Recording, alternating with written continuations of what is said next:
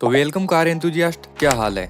हमने देखा कि फोर्स की क्रूजर को टैक्सी ड्राइवर हमेशा ओवरलोड करके चलाते हैं। इस गाड़ी की वैसे तो सीटिंग कैपेसिटी 10 से 13 लोगों की है, पर इसको आपने ऑलमोस्ट इस रूप में ज्यादा देखा होगा। और फोर्स क्रूजर के लिए ये कोई बड़ी बात भी नहीं है। ड्राइवर अक्सर यही कहता है कि इसमें जितने ज्यादा लोग बैठेंगे उतनी ये जमकर चलेगी, और यही हमें देखने को मिलता है। इस तरह के ओवरलोड में भी इस गाड़ी में कोई मेजर प्रॉब्लम नहीं आती। इसकी इन खूबियों के कारण लोग इसको टैक्सी के अलावा एज ए एम्बुलेंस, स्कूल में वैन के तौर पर, इवन कुछ लोग इसको शादियों में डीजे की जगह भी यूज करते हैं। लेकिन इतनी जगह काम आने वाली ये गाड़ी आज बंद होने के कगार पर है। आपने नोटिस किया होगा ये धीरे धीरे रोड से गायब हो रही है। और दुख की बात यह है कि इसकी इस कंडीशन का और कोई नहीं, फोर्स मोटर खुद ही जिम्मेदार है। कैसे, वो वीडियो में हम आगे जानेंगे। साथ में ये भी कैसे इसने रूरल एरियाज की किंग बोलेरो को 90s के टाइम तगड़ा कंपटीशन दिया। पर भाई उससे पहले रेगुलर कार कंटेंट के लिए आप सब्सक्राइब कर लेना। फिर हमेशा ही तरह शुरुआत से ही शुरू करते हैं। तो देखिए, आज हम जिस फोर्स मोटर्स को जानते हैं उसको स्टेबलाइज किया गया था 1958 में। उस टाइम इसका नाम बजाज टेम्पो मोटर्स था। ऐसा इसलिए क्योंकि ये ओरिजिनली बजाज ट्रेडिंग कंपनी और जर्मनी बेस्ड टेम्पो ब्रांड के जॉइंट वेंचर से बनी थी।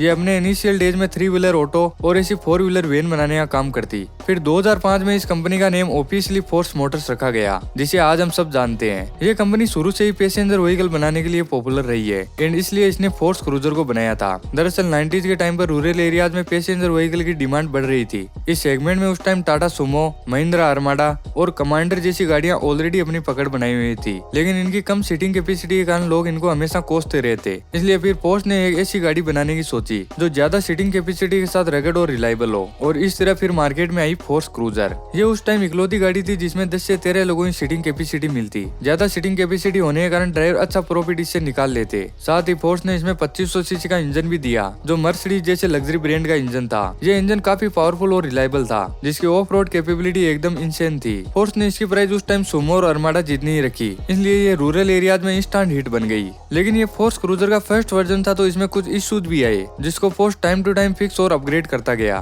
फोर्स ने 2004 में इसका एक पिकअप वर्जन भी लॉन्च किया, जो कुछ खास सक्सेसफुल नहीं हुआ। फोर्स क्रूजर की सक्सेस का अंदाजा आप इस बात से लगा सकते हो कि इसको टैक्सी के अलावा स्कूल में एज ए वैन, हॉस्पिटल में एम्बुलेंस के तौर पर एंड टूरिस्ट ट्रांसपोर्ट जैसे काम के लिए भी दबाकर यूज किया गया। लेकिन इतनी सक्सेस के बाद जैसे जैसे टाइम बीतता गया, इसकी सेल्स भी डाउन होने लगी, और आज 2025 में क्रूजर का मार्केट पूरा खत्म हो चुका है। फोर्स क्रूजर की मंथली सेल आज मुश्किल से 1000 भी नहीं है। वहीं इसकी rival car Mahindra Bolero monthly 5000 plus number में सेल हो रही है। क्रूजर की इस हालत का जिम्मेदार कहीं ना कहीं फोर्स मोटर्स खुद ही है, जिसको हम 3 पॉइंट से समझेंगे। First, lack of proper marketing. Early 2000 में जब महिंद्रा और टाटा अपनी कार्स की बढ़िया मार्केटिंग कर रहे थे, तब फोर्स मोटर ने अपनी ब्रांडिंग और प्रमोशन में ध्यान नहीं दिया, जिससे फोर्स क्रूजर की प्रॉपर एडवर्टाइजमेंट नहीं हो पाई। महिंद्रा एंड टाटा अपनी कार्स को एज ए लाइफस्टाइल व्हीकल बता के प्रमोट करते आए हैं, जिससे इनको मार्केट में अच्छी हाइप और विजिबिलिटी मिली। वहीं फोर्स ने ऐसा कोई काम नहीं किया। फोर्स मोटर्स की लिमिटेड ब्रांड अपील के कारण लोग इसके शोरूम तक पहुंच ही नहीं पाते। इसका राइवल ब्रांड्स की तुलना में डीलरशिप एंड सर्विस नेटवर्क भी उतना स्ट्रॉन्ग नहीं है, जो इंडिया की कुछ ही लोकेशन तक सीमित है। इसके कारण कस्टमर को स्पेयर पार्ट्स और सर्विस में दिक्कत आती, साथ ही कार को रीसेल करने में भी, जिससे कस्टमर ने फिर इस गाड़ी से डिस्टेंस बनाना ही शुरू कर दिया। Second, high competition. Force cruiser को शुरू से ही महिंद्रा बोलेरो की तरफ से हाई कंपटीशन झेलना पड़ा है, बिकॉज अर्ली 20s में जब महिंद्रा ने बोलेरो को लॉन्च किया, तब से अभी तक इसका प्राइस महिंद्रा ने मेंटेन कर रखा है। यह आज भी 10 से 12 लाख में आपको मिल जाएगी, जिसको रेगुलर अपडेट और फेसलिफ्ट भी महिंद्रा देता आ रहा है। वहीं फोर्स ने लॉन्च से अभी तक क्रूजर में कोई खास चेंज और अपग्रेड नहीं किए। ये अभी भी उसी ओल्ड स्कूल और बॉक्सी लुक्स के साथ आती है, जो अब आउटडेटेड लगने लगा है। साथ में ये प्रीमियम इंटीरियर और मॉडर्न फीचर्स में भी लैक करती है। वो बात अलग है कि इतनी कमियों के बाद भी इसका प्राइस आज आपको 13 से 16 लाख मिलेगा, जो कि हायर साइड है बोलेरो से। बोलेरो के अलावा क्रूजर को सबसे ज्यादा डैमेज किया टाटा मैजिक ने। टाटा मैजिक क्रूजर के जैसे ही हाई सीटिंग कैपेसिटी के साथ एक अफोर्डेबल प्राइस पर लॉन्च हुआ, जिसके लो मेंटेनेंस और बेटर फ्यूल एफिशिएंसी के कारण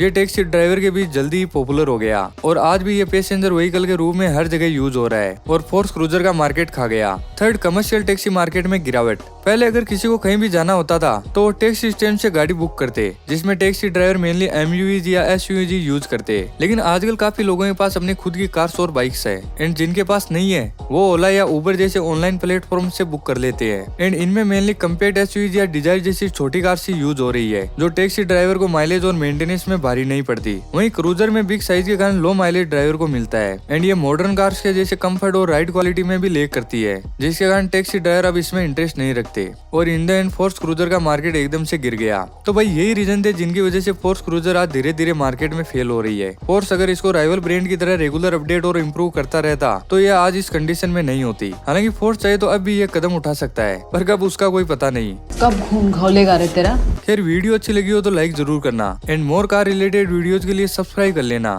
मिलते हैं नेक्स्ट वीडियो में, तब तक के लिए जय हिंद।